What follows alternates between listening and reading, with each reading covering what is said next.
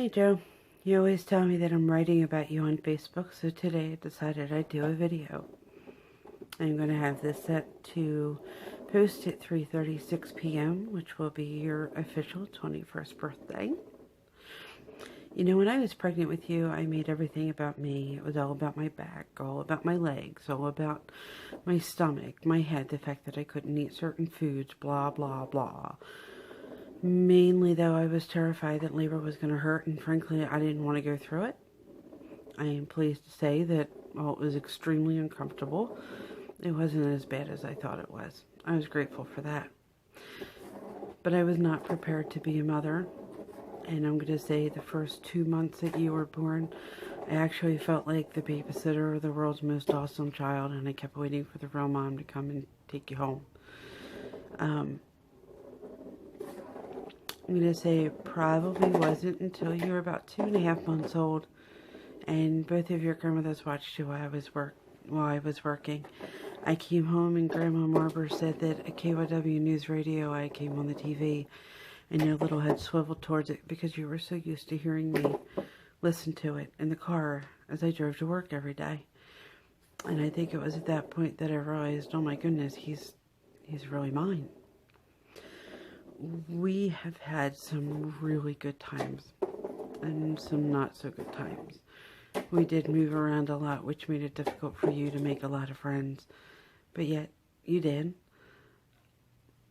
Some of the bad times were caused by my own decisions, and I'm eternally guilty and have a lot of regret that you and your brother paid the price for some of the decisions that I made. You can't make up for anything, and you can't take anything back, but you can move forward. So I will, again, apologize for those bad times and let you know that I will never, ever, ever stop trying to atone for them. Most of the time, though, things were pretty normal. We got along really well. Sometimes we didn't. Sometimes I told you if the gypsies came, I would happily sell you and say bye. I know there were quite a few times that I would leave the room and you'd flip me the bird and mutter nasty things under your breath. That's normal. I always said if your kid can't flip you the bird behind your back when you leave your room, you're not doing anything good. The last 1.5 years, though, have been by far the most difficult. You know, when they found the mass on your kidney on Good Friday, I wasn't that concerned. I really thought it was going to be an easy fix, just a little, okay, yeah, it didn't belong there, but they just give you medicine or something, it would be fine. And then 5 days later, you had the pulmonary embolism, and that was the first time the cancer word was used. And that's when the apprehension started. But then, I still said, okay, well, even if it's cancer, they have great treatments, and we'll take care of it. A month later, I came home to find you on the floor in the kitchen because a cold floor felt good on your side and it hurt so bad. We wound up having to take you back to the ER. And I could still mark the exact spot on the Route 90 ramp that I pulled over so that you could throw up because it hurt so bad. You got transferred over to Penn. Dr. Guzzo said that they were going to have to bump up the surgery, and instead of a partial removal, they were going to do a complete removal. And that, I think, is when the fear really started sinking in. I know you were awfully nervous about the pain, and rightfully so. It was a huge surgery. What I didn't expect was to have to tell you and your brother 3 days before your surgery that your dad had passed away. That was one of the hardest days that I've ever lived through. It's one of the hardest things I ever did. But I know it was nowhere near as hard as it was on you. And after the surgery, they were unable to control that pain, and it was horrible. But yet, 6 days later, you walked out so that you could attend your father's memorial service. And 15 days after that, you walked with your class through your graduation. But Dr. Kuzo had called you 7 hours before your ceremony started and gave you your diagnosis. And I did a brief Google search and quickly shut it down, because I did see the 18% survival rate. And I said, no, we're not going to concentrate on that. And we were going to make your day good. And we did. But I feel awful that instead of that Caribbean cruise in college, you got cancer and chemo. And I don't know how I'm going to do it, but one way or another, I'm going to get you on that Caribbean cruise. Because, son, you have earned it. We also didn't know that 5 days after your graduation, you would wind up being admitted in the hospital needing chemo immediately because you weren't able to walk due to the spinal tumors that we didn't know that you had that were pressing on your spinal cord. What we didn't know is that 2 days on your second day of chemo, you were going to have an anaphylactic reaction to one of the drugs, which is also one of the single most terrifying moments of my entire life. And that was the first of 21 rounds of chemo. And by God, you're amazing. Even though you were hospitalized for neutropenia numerous times, you had multiple staph infections.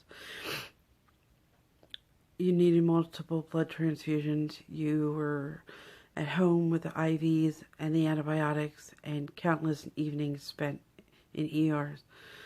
You never got nasty. You always had a smile on your face.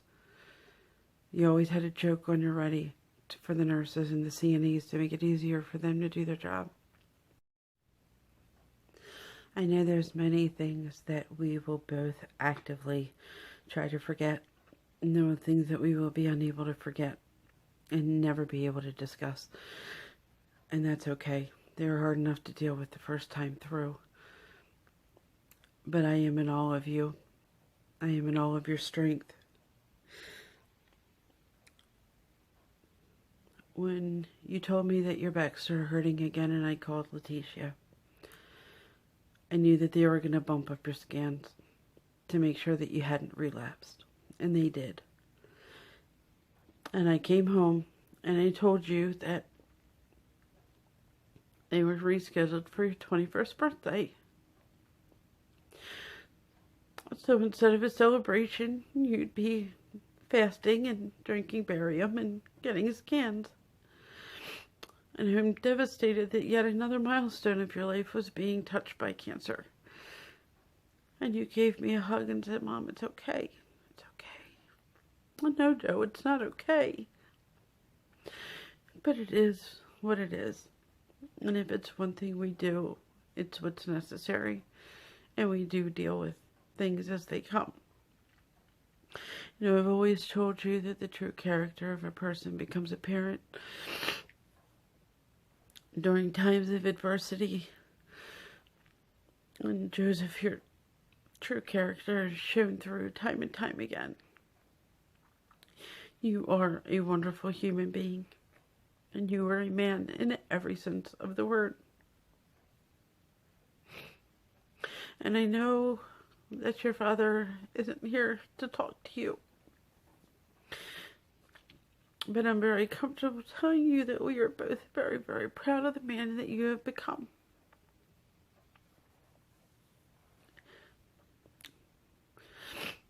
You are everything that I would have ever hoped for and so much more. And you are the best of both of us, with your own mix twisted in. And I'm not going to ever call you my baby, because you're not a baby anymore. You are definitely a man, but I'm not going to tell people about my 2 men.